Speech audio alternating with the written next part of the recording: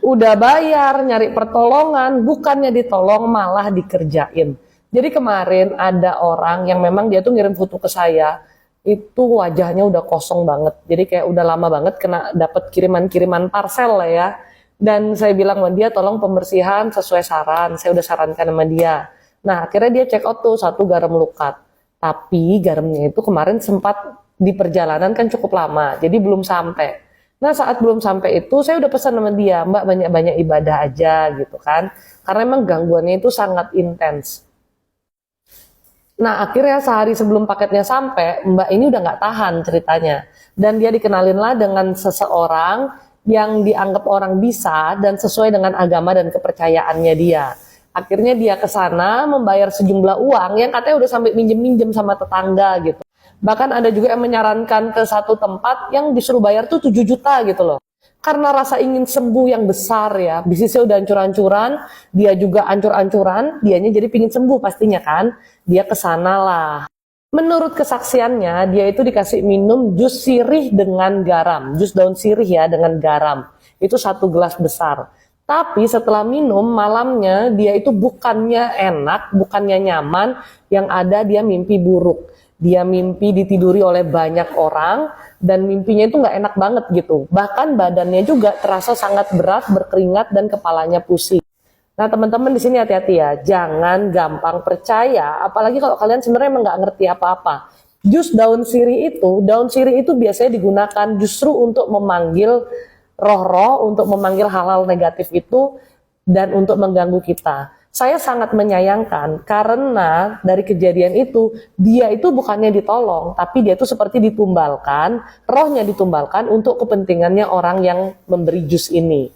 Walaupun dalam jus itu sudah dibacain ayat-ayat apa segala macam, yang ngebacain tuh dia sendiri, tapi dia ini kan isinya kosong, ngambang. Jadi ayat itu bisa dibilang kayak efeknya sangat kecil gitu. Sedangkan orang yang di depannya dia ngasih jus ini membaca mantra lainnya. Kasian banget kan niatnya mencari pertolongan malah dijebak lebih dalam, membuat gangguan-gangguan dalam diri dia itu lebih gede lagi jadinya. Akhirnya sorenya garam lukatnya sampai dan dia langsung mandi. Dan dia kirim lagi foto ke saya bilang, Mbak perhatiin deh, mata Mbak tuh udah beda dari foto yang sebelumnya. Dia sendiri berasa katanya, iya setelah mandi garam lukat, mata dia tuh lebih terang, sebelumnya kayak berminyak gitu, kayak ada yang nutupin gitu. Teman-teman banyak sekali yang bilang sama saya, kalau pembersihan itu ya nggak bisa sendiri, pembersihan itu harus ada yang ngebersihin, harus ada yang ngedoain. Garam lukat dan minyak lukat ini tentunya kami sudah doakan sebelum produk ini dijual, bahkan dari proses pembuatan semua sudah didoakan. Dan kami selalu menyarankan Anda pun untuk berdoa sesuai agama dan kepercayaan masing-masing. Karena garam dan minyak ini hanya media. Garam dan minyak ini tidak akan bisa berbuat apa-apa kalau kita tidak berdoa. Kalau saya nggak berdoa untuk produk ini dan kalau kamu tidak berdoa untuk dirimu sendiri. Banyak yang disarankan pembersihan dalam jangka waktu tertentu. Jadi tolong diikuti. Karena untuk pembersihan biaya yang kalian keluarkan ini sudah sangat murah. Daripada kalian bertemu dengan orang yang salah, mencari orang yang salah, malah semakin terjebak lebih dalam. Dan sudah banyak case seperti ini juga yang konsultasi ke saya. Kalian hanya perlu melakukan pembersihan dengan garam lukat, pakai minyak lukatnya daily, dan banyak berdoa. Kalaupun kalian ingin mencari orang untuk pembersihan, berdoalah pada Tuhan senantiasa, supaya kalian dipertemukan dengan orang yang benar, karena banyak sekali orang yang malah ngerjain dan menjebak. Udah gitu bayarnya nggak murah lagi. Hitungannya malah bisa jadi lebih mahal, dan ya hasilnya belum tentu. Memang semua kembali lagi ke kepercayaan dan iman kalian masing-masing.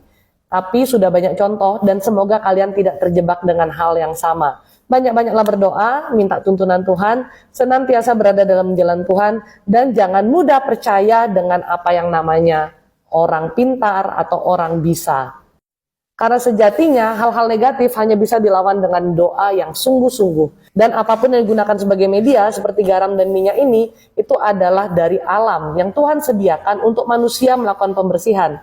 Karena iman kita itu masih sangat rapuh. Karena sejatinya kalau iman kita sudah kuat, hati kita itu nggak mungkin galau, nggak mungkin resah gelisah, dan tidak mungkin ada gangguan-gangguan dari hal-hal negatif. Yang ada hanya ketenangan, damai sejahtera, dan keberkatan. Jadi sekali lagi, kalau mau cari penyembuhan, carilah jalan yang benar. carilah jalan yang tepat, dan banyak-banyaklah berdoa, karena banyak sekali orang yang kelihatannya bisa, tapi malah menjebak Anda.